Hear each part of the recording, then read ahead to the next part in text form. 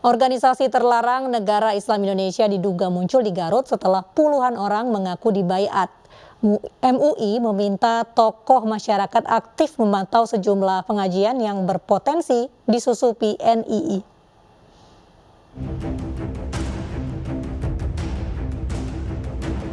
Puluhan warga Garut, Jawa Barat diduga dibaiat untuk masuk negara Islam Indonesia atau NII.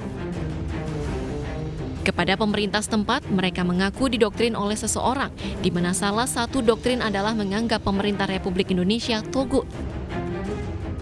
Kabar puluhan warga dibaiat NII ini terungkap setelah adanya pengakuan dari seorang anak kepada orang tuanya. 59 warga Garut yang diduga dimasuki paham NII lantas dibina Badan Kesatuan Bangsa dan Politik Jawa Barat.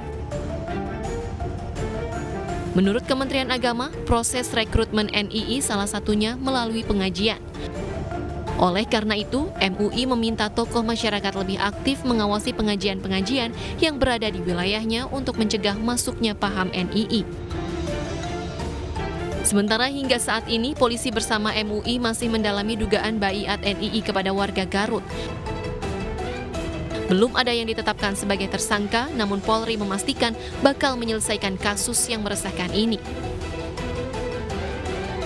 Tim Liputan iNews melaporkan. Tidak hanya di Garut, puluhan warga di Lampung menjadi korban indoktrinasi aktivis NII. iNews Sore beberapa saat tadi membahas secara eksklusif dengan salah seorang korban NII di Lampung dan berikut cuplikannya. Pak RP, bisa ceritakan kepada kami bagaimana kemudian awalnya Anda bisa mengenal NII?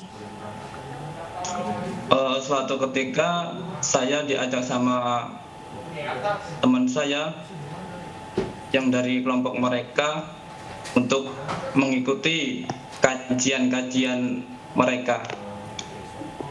Baik, sepengetahuan Anda, artinya teman Anda ini juga sudah bergabung dengan NII? Iya, sudah bergabung, tapi duduknya belum tahu kalau itu anggota NII. Lalu apa yang terjadi setelahnya? Apakah Anda menerima ajakan untuk mengikuti bentuk-bentuk pengajian atau seperti apa? Saya menerima, bahkan saya pernah mengikuti kajian-kajian mereka, beberapa pertemuan. Hampir berapa pertemuan, 3 kali sampai 5 kalian pertemuan itu. Lalu apa yang mereka ajarkan dalam kajian-kajian ini? Kalau yang saya ikut itu mengajarkan tentang dalil, membedah Al-Quran dengan arti di situ mereka membuka Al-Quran dengan mengambil sepotong-potong ayat, itu ayat-ayat yang menuju buat jihad. Apakah Anda ingat kapan pertama kali Anda mengikuti kajian ini? Itu sekitar tahun 2018. Ya, sudah berlangsung 2018. Sejak tahun 2017. Sepengetahuan Anda, apakah kajian-kajian ini masih berlangsung hingga saat ini? Untuk saat ini pun masih ada kelompok-kelompok mereka di sini, bahkan lebih meluas.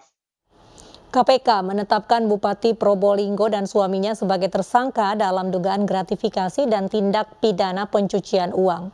Penyidik KPK telah memeriksa puluhan saksi untuk kasus ini.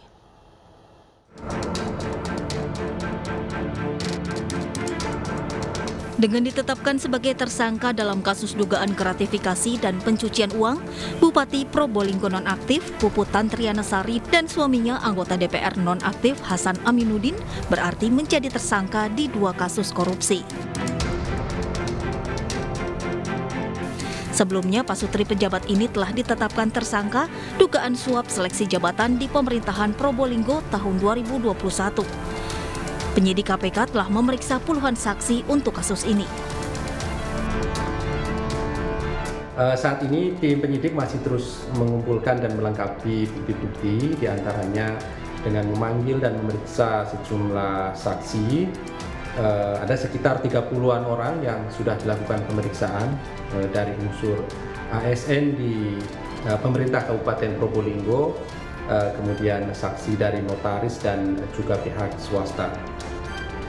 Para saksi dimaksud dikonfirmasi oleh tim penyidik KPK terkait dengan pengetahuannya mengenai dugaan adanya penerimaan uang oleh kedua tersangka dan juga tentu mengenai aset-aset yang dimiliki oleh tersangka PTS dan juga AA.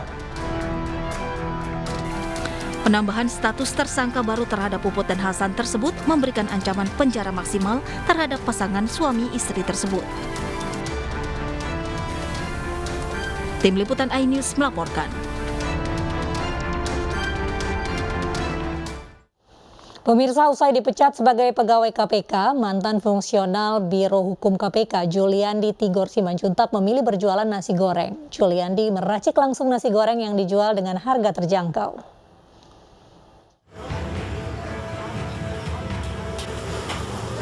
Bermodal gerobak berukuran kecil, mantan fungsional Biro Hukum Komisi Pemberantasan Korupsi Juliandi Tigor Simanjuntak membuka warung yang menyajikan nasi goreng beraroma rempah di Jalan Hankam, Jatirahayu, Pondok Gede, Kota Bekasi, Jawa Barat. Juliandi Tigor secara langsung membuat nasi goreng ala mantan pegawai KPK. Usai dipecat dari KPK, Juliandi telah berjualan nasi goreng selama 3 pekan.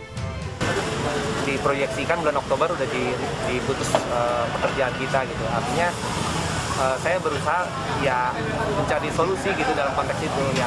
Inilah yang mungkin yang saya bisa lakukan, usaha dari nasi goreng. Pilihannya nasi goreng kenapa, Bang? Menurut saya nasi goreng itu pertama gampang diminati ya. Semua orang mungkin nggak ada yang nggak suka nasi goreng gitu. Yang kedua, produksinya sendiri nggak susah gitu. Artinya saya berusaha untuk mencari sesuatu yang nggak ribet lah dalam preparationnya gitu. Suasana warung nasi goreng Juliandi kian meriah tatkala sahabat selama di KPK turut hadir mengunjunginya, yaitu mantan penyidik senior Novel Baswedan yang hadir bersama keluarganya. Memang tentunya ketika teman ada usaha mau buat nasi goreng, saya tertarik ya, datang makan dan memang enak sekali. Tapi yang paling penting adalah Bang Tigor membuat nasi goreng dengan hati, dengan integritas, bukan dengan pencitraan. Itu yang paling penting. Harga yang ditawarkan juga sangat terjangkau dan beberapa menu variasi juga mampu disajikan oleh mantan pegawai KPK ini. Penasaran mencicipi nasi goreng ala mantan punggawa KPK? Anda bisa mengunjunginya di kawasan Jati Melati, Pondok Gede, Kota Bekasi.